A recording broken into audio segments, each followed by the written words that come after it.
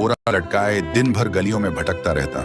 इधर उधर थुंग थुंग कंधे पर बोरा लटकाए दिन भर गलियों में भटकता रहता।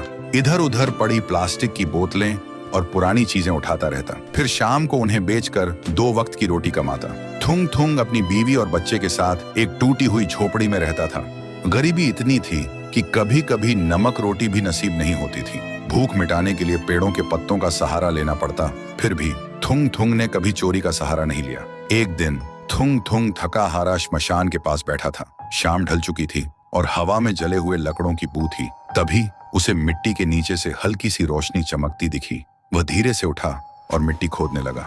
कुछ ही देर में उसे जमीन के अंदर से एक पुराना सा लोहे का घंटी वाला दिया मिला। जैसे ही उसने उसे उठाया, एक भारी आवाज गूंजी, जो भी इस दिए को जगाएगा उसकी हर इच्छा पूरी होगी, लेकिन बदले में उसकी सबसे प्यारी चीज चली जाएगी। थुंग थुंग का दिल जोर जोर से धड़कने लगा। वह मन ही मन सोचने लगा, सबसे प्यारी चीज मतलब क्या? वह घर लौटा और बीवी को सब बताया। बीवी ने ध्यान से सुना। उसकी आंखों में डर भी था और थोड़ी सी उम्मीद भी। फिर बोली, 3 दिन से बच्चा भूखा है, क्यों ना पहले खाना मांग ले। थुंग थुंग ने कांपते हाथों से दिया जलाया और धीरे से बोला, हे दिए, मेरे भूखे बच्चे के लिए अनाज दे दो, बस पेट भर खाना दे दो। अचानक पूरी झोपड़ी अनाज और रोटियों से भर गई। बीवी खुशी से रो पड़ी। लेकिन उसी रात थुंग थुंग ने देखा उसका बच्चा चुपचाप कोने में बैठा है और उसे पहचान नहीं रहा। सुबह तक बेटा उसका नाम भूल चुका था। थुंग थुंग टूट गया, लेकिन घर में अनाज था और भूख खत्म हो चुकी थी। उसने खुद को समझाया, बाद में बच्चे का इलाज करवा लूंगा।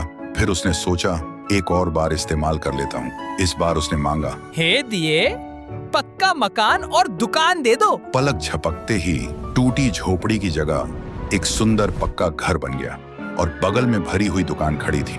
थुंग थुंग खुशी से बीवी के पास दौड़ा, लेकिन उसने देखा उसकी बीवी पत्थर की मूर्ति बन चुकी थी।